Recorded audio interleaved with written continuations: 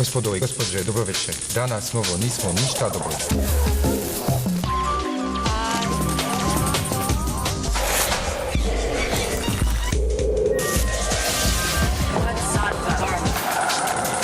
Hvala, doviđenja.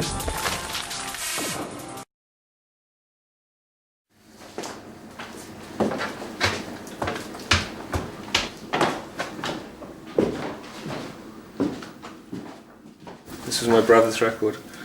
It's the original pressing of the Stooges' Funhouse.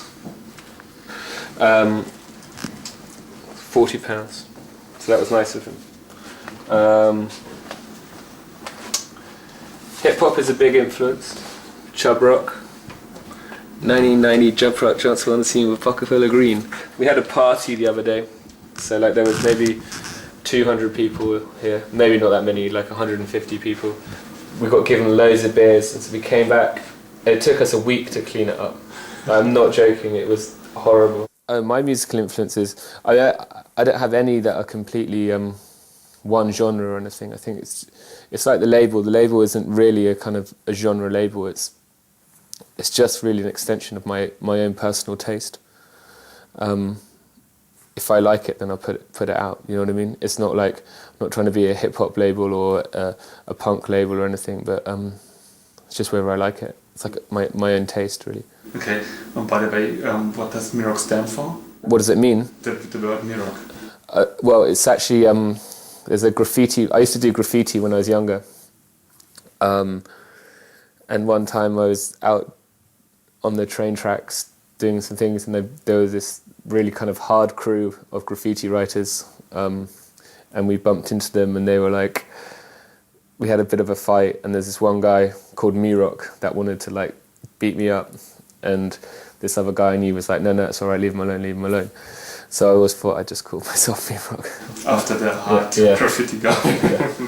To see it as a label that can put out kind of really out there music, you know, like really kind of, whether it's punk or electronic, but everything kind of based around songs, you know, so it has that kind of appeal to kind of cross over into the mainstream consciousness. I personally don't have that much interest in the mainstream consciousness, but I like for myself to be able to know that what I'm doing can be picked up later on down the line by bigger labels or whatever, to do what, you know, to be pop music. I have very good taste. People seem to like. Maybe I don't even have very good taste. I just have a taste that lots of people like, and I'm just better at finding it, or quicker than finding it than anyone else, or can be bothered to go and find it. It interests me to be the first person to hear something. To be maybe the front runner in that. The first person. That means something, definitely. A lot of Mirock acts have this noisy sound, or a noisy part in their sounds, and also your own band is quite noisy. In general, what's interesting in noise music?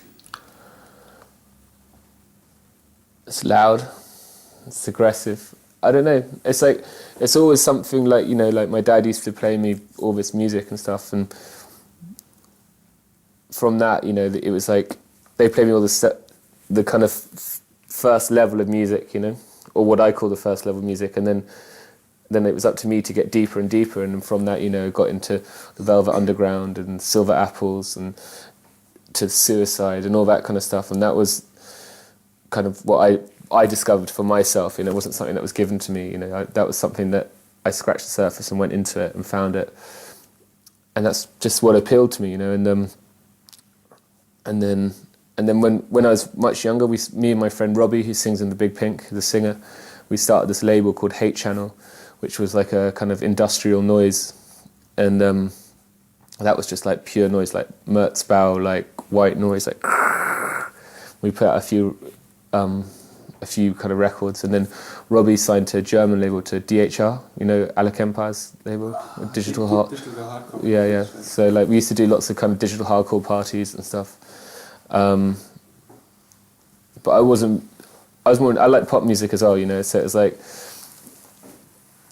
so that's kind of how the band started, was like kind of Robbie into all his kind of noise stuff, and he was in Alec Empire's band and stuff. And then I did Mirock, which is essentially maybe pop music to a degree, you know. So the band was just like a kind of a mixture of his like noise kind of background, and then the kind of maybe the kind of more tasteful stuff that we do on Mirock. Your music is considered as homoerotic noise sound, I read. So this was your intention to go in this direction to make it... I don't think the music is actually homoerotic. Maybe, you know, maybe the imagery is, but the music's not.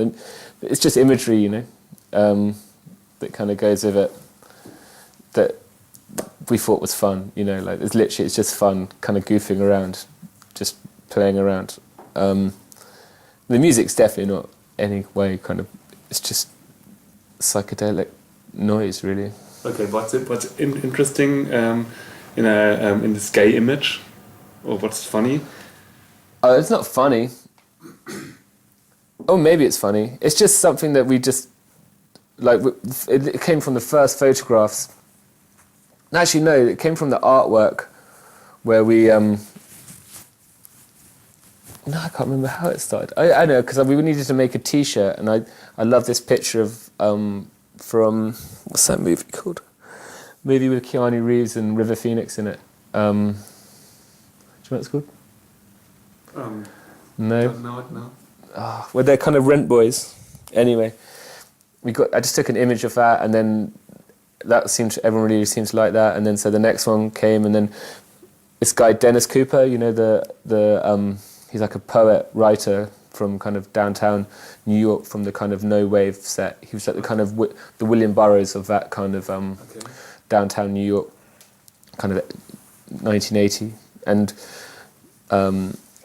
we were kind of fans of his work, and I went on his website, and he had these amazing kind of scrapbook images of just what he'd made when he was like a kid living in that scene. And so we wrote him an email saying, hey, can we use these images as the artwork? And that's what we use.